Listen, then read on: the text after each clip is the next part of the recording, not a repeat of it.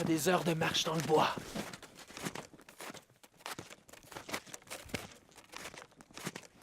Bonjour! Mon skidoo est tombé en panne, pouvez-vous venir nous aider? Ah, moi j'ai pas de boule, monsieur, ça va se passer autrement. Salut! Lui, c'est le stagiaire en architecture Jérôme Lemieux, homme des bois à 16 heures. Elle, c'est la future architecte Catherine Dauzois, une éternelle amoureuse des dinosaures. Puis ça, ben, c'est moi.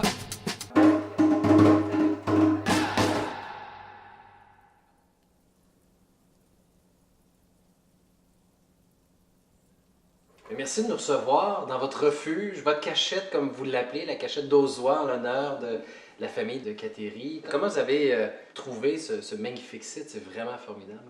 Ça faisait 6 mois qu'on avait fini l'école, la maîtrise à l'UDM en architecture. Fait que là, on avait juste un montant nécessaire pour peut-être oser rêver à faire un chalet tout à fait de façon autonome, sans emprunter à la banque. Finalement, ça s'est pas passé comme ça du tout.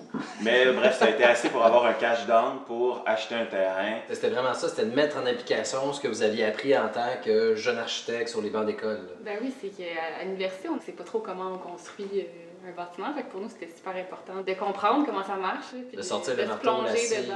Puis, Moi, j'avais travaillé 3 mois comme apprenti charpentier. Je me suis dit, c'est parfait, 3 mois, un été, et je suis capable de construire une maison. Et puis, Ben, il y a une différence entre charrier des plaies et puis Ouais. construire une maison, là, mettons. C'est un peu comme Gilligan, là, on devait partir pour une petite croisière d'1 heure ou 2. 8 mois de construction. Finalement, ça s'est transformé en 2 ans de construction. vous avez habité ici pendant 2 ans pratiquement. Là. ouais. On s'est dit, bon, mais parfait, on va construire un chalet dans le bois, on va être off the grid, on va construire un petit cabanon, là, un petit endroit en premier, ça va nous pratiquer pour la maison.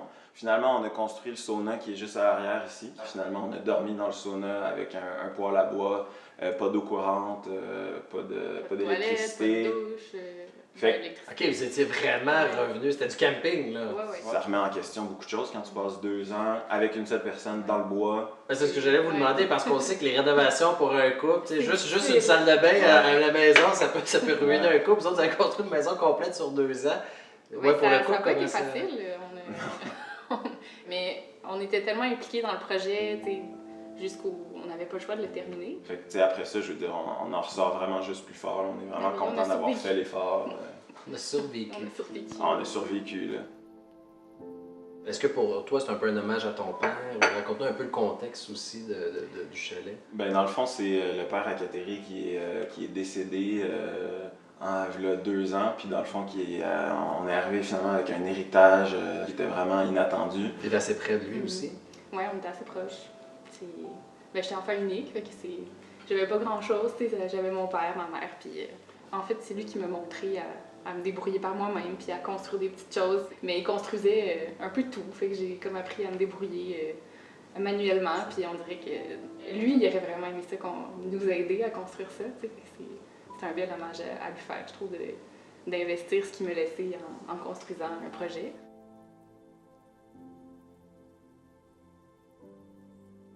Et pourquoi la coquille noire, c'est super beau avec la neige, le contraste et tout ça, mais comment vous êtes arrivé avec ce design-là?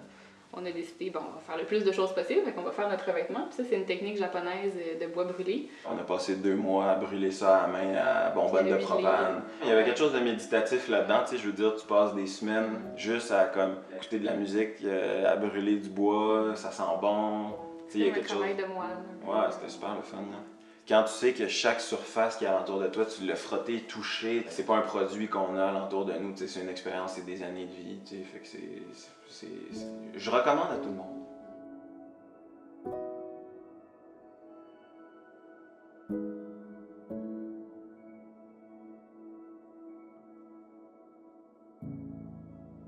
Ben, fait que on est ici dans l'entrée, une grande entrée, mudroom. Ici, c'est plus grand que nécessaire, mettons. Ça nous a permis de construire tout le mobilier intégré de la maison ici. Donc c'était ici votre Ouais, établi, c'était en notre fait. atelier lancé. Ça ici, Ouais. il y avait du brin de poussière en masse dans l'air. Là. Fait que, dans le fond, ici, on arrive dans l'air de vie, de jour. Souper entre amis, Ouais. on sort la guitare, cling. On est tout ouvert. On a le servant au nord, dans le fond, qui est tout ce qui est immobile. Tout ce qui est au sud, finalement, ben, c'est les aires de vie. Avec les ouvertures plein sud pour amener du soleil. On joue dans le bois, mais on revient le soir, on veut faire un feu, fait qu'avoir un poêle, c'était absolument nécessaire. Une télé, j'étais un grand cinéphile, fait que, je veux dire, c'était nécessaire aussi de pouvoir... Même au chalet? Ah, tout le temps. Fait que la collection de DVD de Jérôme. De Gérard. Ah, ok, Ouais. d'accord. Ça devient un lit, fait qu'on ferme les rideaux pour un l'intimité. Ah, ils sont pris! Ça se fait de l'intérieur d'habitude, Ah. fait que là, tu peux le soigner comme il faut. Écoute, c'est hyper fonctionnel. J'ai l'impression que c'était ça que vous avez Il y a de la place pour jouer à boulette, c'est ça pas mal le but, là, tu sais, du monde assis, Tout le monde là. assis, une personne qui fait son show au C'est milieu. ça. On va partir de la musique tantôt. J'adore les ouvertures aussi et la vue qu'on a sur le boisé parce que ça donne l'impression que c'est des tableaux qu'on a au mur qui, j'imagine, changent en fonction des saisons. C'est magnifique. En fait, ce qui est le fun dans l'implantation, c'est que tout le terrain ici a été coupé à blanc ou quasiment là, 50, 70 ans. Fait que c'est tout du feuillu parce que c'est toujours ça qui pousse en premier dans les forêts.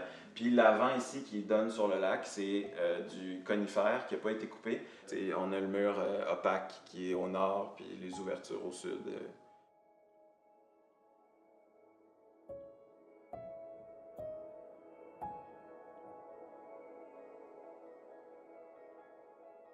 Essentiellement, le concept du chalet, c'est par rapport à avoir le mudroom dans le milieu, les salles de jour d'un côté puis les salles de nuit de l'autre bord. Le but, c'est qu'on fasse du bruit ici dans la salle à manger, on fasse souper, il y a de la musique, puis que les gens puissent aller dormir. Il y a beaucoup d'efforts finalement pour insonoriser toutes ces sections-là. Allons-y, on va faire la finale, mais tu nous en parles, on va le faire, le test. Là. Bon, fait que là, ici, c'est le party. On a un bon niveau sonore quand même. Là, on va se coucher, il y a bébé qui dort ou rabat-joie qui dort à 8 h l'après-midi. 8 h l'après-midi. On entend encore un petit peu, c'est bon. On arrive. La même porte à âme pleine. Oh. On entend un petit quelque chose, mais là, on s'en va dans la chambre. Faire de beaux rêves. Alors, mais il n'y a plus rien, là. Non, c'est ça. Puis une fois qu'on ferme la porte, on a la paix, on est dans le bois. On veut être dans les pièces de vie avec tout le monde. Ça sert à rien d'avoir des chambres immenses où on passe pas de temps, on fait juste dormir. Donc on a fait des petites chambres style cellule de moine, donc avec juste un lit. On a construit une toilette, une douche, bain dans une autre pièce séparée, puis on a un lavabo qui est dans le corridor. Fait que dans le fond, Oui, ça permet c'est en fait d'avoir essentiellement 3 personnes qui servent d'une même salle de bain. T'sais. Moi, j'aime aussi votre stratégie de rangement. Parce que j'ai remarqué que, comme par exemple, derrière le vestiaire, whoop, il y a un petit peu de rangement là. Je suis allé aux toilettes tantôt, whoop, il y a un petit rideau. On dirait qu'il y a des petites cachettes partout pour du rangement. Vous avez vraiment maximisé chaque pouce carré. Hein. T'sais, l'idée, c'est pas de vivre dans un endroit aseptisé, mais c'est de vivre dans un endroit où tu ranges facilement. Puis tu bouges 2-3 trucs, puis là, t'es dans un espace que finalement, tu vois la lumière, puis t'es bien.